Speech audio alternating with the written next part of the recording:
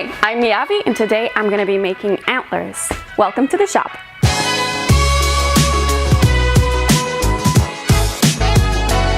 So I'm going to a fantasy fair rather soon, and for that I wanted to make some big antlers. I'm going to use foam clay for that because it's super lightweight, but if you want to know more about foam clay, we have a video especially on that with some cool people in it. It's me. And you can check that out in the links in the description below. To attach these antlers to our head, I'm going to be using a headband. I couldn't find anything else but this really pretty rainbow dash headband. But we're going to destroy it, unfortunately, to use it for the antlers. We're going to put screws on the sides so that the antlers can just screw onto our head.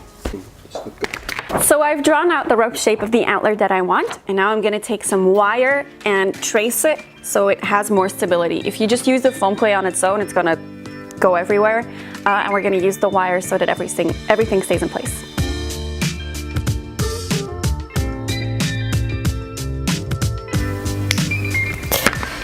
And there we go.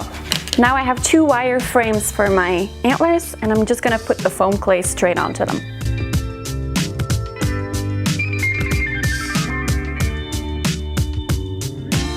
And now I'm just gonna very roughly put the foam clay on, and then once it's all on, I'm gonna shape it and make it look pretty, because that's eventually what we want.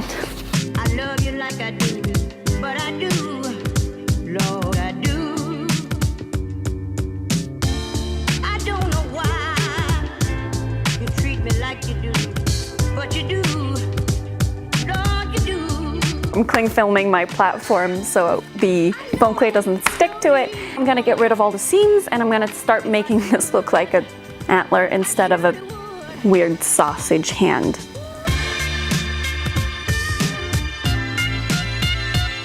I'm adding tiny little offshoots of the antlers without wire in them because they're so tiny they don't really need the support of the wire.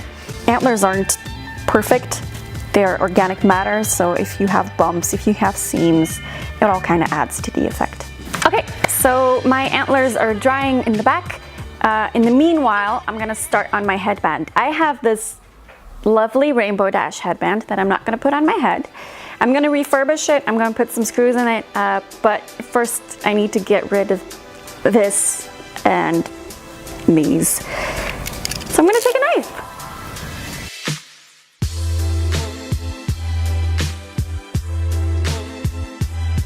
So now that we've murdered Rainbow Dash, we have our headband. As you can tell, I took a slightly broader headband. I did that because it divides the pressure it puts on your head. If you take a headband that's slim, it's gonna put a lot of pressure on your head, and especially when we start adding the screws. So the broader the headband, the better it is. Now I'm gonna make two tiny holes in the headband and screw in these little screw things.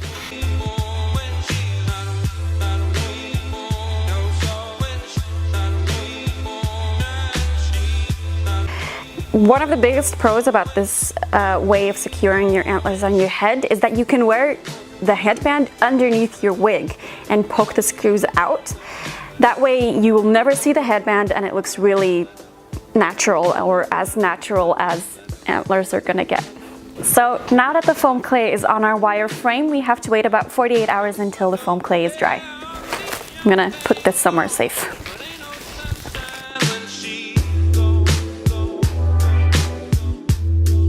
It's been about 2 days since we last left off. Our antlers are as dry as they're gonna get.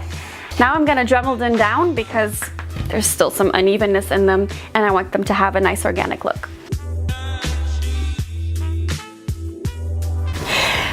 Okay, so now that I am sufficiently covered in black dust, that means I've Dremeled my entire antler. Because we worked with the wire system, some of the wire will become visible from the outside. We're gonna fix that with just some quick seal on top. After that, I'm gonna use a heat tool to carve markings into the antlers to make them look even more organic.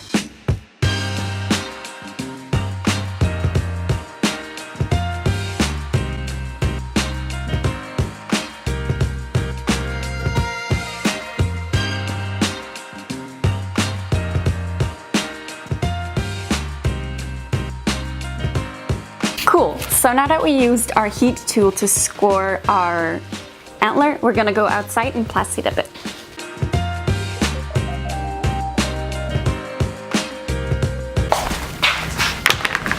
They're plasti dipped. It's been a couple of hours. They have about 5 coats on them, and now we are gonna paint them. So this is just the base coat. After that, I'm gonna add some shadows and probably some gold highlights. And as you can tell, my texture of my antler is really rough, but that's perfectly fine because I don't know if you've ever seen an antler in real life, but they are not smooth as a baby's butt.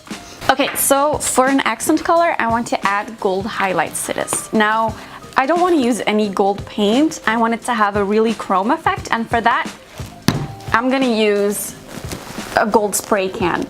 Now, I'm not just gonna use that on its own. I'm not gonna just spray it on the antlers. I'm gonna spray it inside of a tiny can and then paint with that. It has the same effect, but it works better than just spraying it on.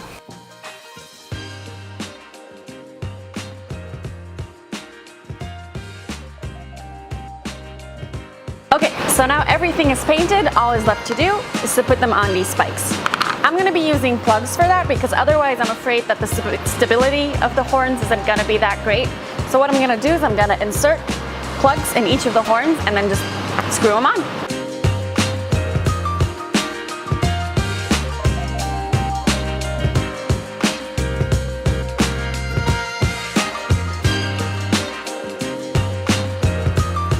We're done! We've made our horns for the Elf Fantasy Fair that is this weekend. Now that I think about it, these horns, if you repainted them, did them a little bit differently, they might work really well for the Wendigo monster from Hannibal. I hope you liked our video. All the links and all the products you'll be able to find in the description below. Everything you can buy at the cosplay shop Select. That's it for me. I hope you liked it, and I'll see you next time.